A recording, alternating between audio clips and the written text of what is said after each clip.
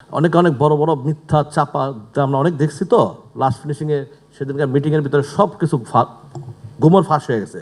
আমি আজ পর্যন্ত জানলামই না বক্স অফিসটা কোথায় আছে, আমাকে কেউ এটা সন্ধান কেউ দিতে পারলো না। ঠিক আছে, এখানে বক্স অফিসে নাকি 100 কোটি, 80 কোটি, 90 কোটি, হ্যাঁ, লাস্টে আদনান নিজেই কয় আমার প্রিয় তোমার 2 কোটি টাকার মতো আমার প্রফিট হয়েছে। আতর বেবিলেন আমি যাই না, অপু কি নায়কের পাঠ করছো নাকি? এইটা কিন্তু গানটা কিন্তু সত্যি চমৎকার। হ্যাঁ, তো আমার কাছে মনে হলো যে অপু নায়কের পাঠই করছে মনে হয়। ঠিক আছে, যাই হোক, চেঞ্জিং গুড। ঠিক আছে, খসরু ভাই একটা চমৎকার কথা বলে গেছে যে আপনার আর্টিস্ট দেখবেন না, গল্প দেখেন, সিনেমা দেখেন। দুই, কারণ আমাদের তো হল বলতে আপনারা জানেন হলের কি সম্বন্ধে।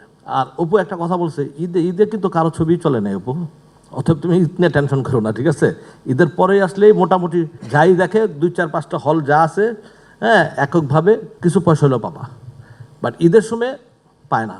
কারণ আমরা দেখেছি অনেক অনেক বড় বড় মিথ্যা চাপা আমরা অনেক দেখছি তো লাস্ট ফিনিশিংয়ে সেদিনকার মিটিংয়ের ভিতরে সব কিছু গুমর ফাঁস হয়ে গেছে।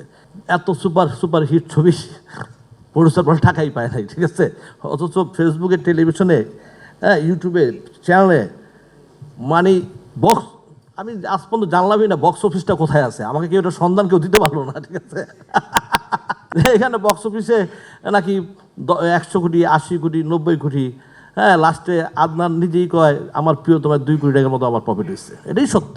হ্যাঁ, অথচ বেদের মেয়ে জোশটারে তারা ফেল বানা হারাইছে। ঠিক আছে, মানে এগুলা বলার বলে। ঠিক আছে, যাক, এটা তো হয়। আর কালকে দেখলাম একটা 26 পর্বের একটা নাটক, গোল টেবিল, আমাদের এফডিসি কি একটা গোল টেবিল দেখলাম। এটা আমার কাছে 26 পর্বের একটা নাটক মনে হয়েছে। কারণ এইখানে এই গোল টেবিলে 4-5 জন ছাড়া আমি কাউকে চিনিই না, সত্য কথা যেটা। ঠিক আছে, এখানে খালি আমার কাছে একটু খসরু ভাইয়ের কথাগুলো, হায়াত ভাইয়ের কথাগুলো আমার খুব চমৎকার লাগছে, ওনারা বুঝে। আমি একটু বেশি কথা বলে বলতেছি মনে হয়। এই আতর বিবলাইন নিয়ে আমি 2টা কথা বলি। আপনারা মিডিয়ার যারা আমার ভাই ব্রাদার আছে, এই রঞ্জু, আমি কথা বলতে, হ্যাঁ, আমার মিডিয়ার যারা ভাই ব্রাদার যারা আছে, তোরা রঞ্জু যেইভাবে হোক এই ছবিটাকে সাপোর্ট করতে হবে, এবং ওই ছবিটা যেন মানুষ সবার ঘরে ঘরে যেন পৌঁছে দিতে পারে, এইভাবে পাবলিসিটি করতে হবে। এটা তোমাদের কাছে রিকোয়েস্ট আমার ভাই হিসাবে। ঠিক আছে, কারণ এই প্রডিউসার সুমি যেই পরিশ্রম করছে এটা আমার নিজের চোখে দেখা, এবং সাকসেস আল্লাহ তাআলা যেন তাকে দেয়, এই দোয়া আমার সবসময় তার প্রতি থাকবে এবং রবে। ওকে, আসসালামু আলাইকুম, থ্যাংক ইউ। প্রডিউসারের প্রিন্স কেন রিপোর্ট হয় নাই, কেন 16 দিন, এটা তো প্রডিউসার নিজেই বলে না। এটা তো গোবর তো খসরু ভাই তো বলতে চাইছিল কালকে। যাই হোক, কেন যে খসরু ভাই, আমি খালি দেখতেছিলাম যে খসরু ভাই বলেন বলেন বলেন, কিন্তু দেখলাম খসরু ভাই স্টপ হয়ে গেল। এই প্রডিউসারকে এই ছবি শুটিং করতে কে বাধা দিছে, ইন্ডিয়াতে কে ফোন করছে যে খবরদার এই ছবিটা, যারা ইন্ডিয়ার যারা এটাকে নিয়ে হেল্প করছে, এর ভিতরে আমার একটা ছোট ভাই আছে, নাম হলো বাবাই। এই বাবাই কিন্তু এই পিন ছবিটা নিয়ে কিন্তু করছে।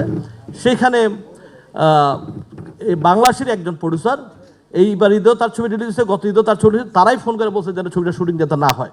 এটা প্রডিউসার জানে, এবং প্রডিউসার খুব ভালো করে জানে, বাট প্রডিউসার নাম কেন বলে না আমি জানি না। বাট আমি থাকলে এতদিনে 14 গোষ্ঠী এক করে দিতাম, কারণ তার তো অনেক ক্ষতি হয়েছে, এবং তার টাকাটা কতটুকু কি এটা তো আমি জানি না।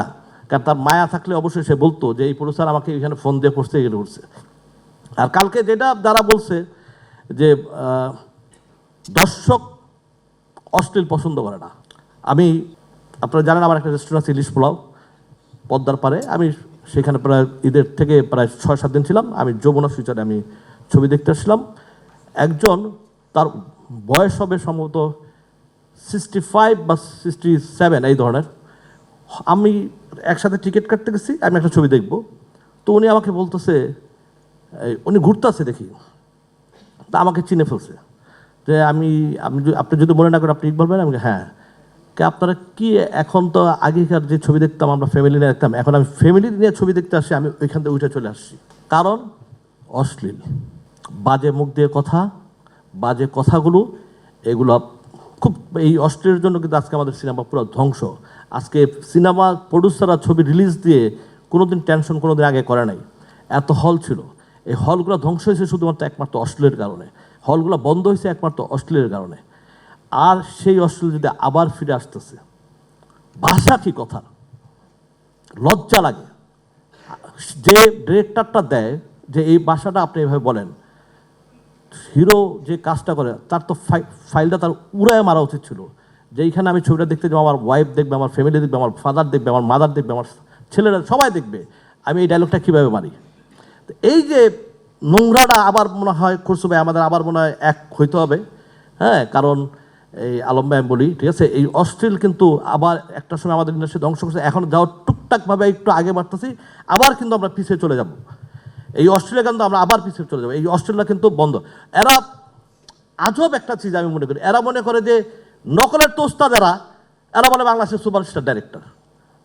একটা ছবি এইদের থেকে এই পর্যন্ত যতগুলো ছবি আছে, পুষ্পা আর অ্যানিমেল ছাড়া একটা ছবি কেউ বানায় নাই। এই একটা ছবিটা 10 বার বারবার করে ভাঙছে। আমরা কিন্তু ছবি বুঝি, আমরা ছবি দেখি, ঠিক আছে। এই অ্যানিমেল আর পুষ্পারে কিন্তু ভাঙছে তারা, পুষ্পারে, ঠিক আছে। তাহলে তারা কীভাবে বাংলাদেশের বিখ্যাত ডিরেক্টর হয়? আর যাই এটা আতেলদের কাছে হয়, মিডিয়াদের কাছে হয়, আমাদের কাছে না।